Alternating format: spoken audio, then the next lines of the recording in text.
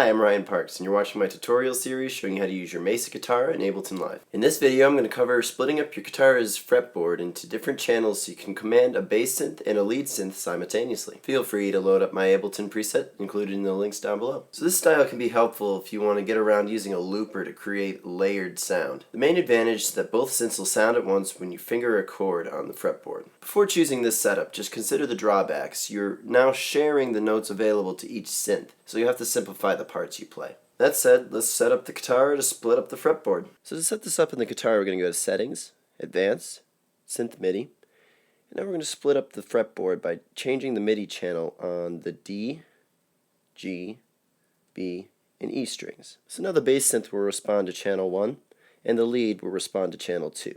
Next is you're going to want to set up your commands to send over both channel 1 and 2. So go back to Synth MIDI, go to MIDI Controls, and for every channel 1 command you have, make sure you duplicate it with the channel 2 setting. So here in Ableton we're going to set up two different tracks. One will command the bass, and the other the lead. Because we're using our low E and A strings for the bass, we're going to leave this on channel 1. And for our lead, we're using the top 4 strings that we set to channel 2 in the Kitara, so we're just going to switch it in here. Make sure if you're doing mappings to your instrument rack that you have all your MIDI mapped to your channel 2 controls to the channel 2 instrument rack. So far in my tutorial series, I've gone over all the most relevant options when programming your Kitara to send MIDI. So in case you haven't noticed, I'm a huge fan of the complextro style of electronic music that combines a diverse palette of sounds.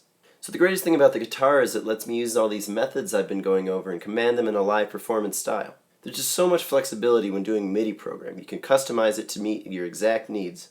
I'm sure you've heard by now that Misa's come out with their new product, the Tri-Bass. Most of these concepts will carry over and be useful for the new product. So from what I've read so far, it looks like the Tri-Bass gives you a simpler interface to make use of multiple MIDI channels.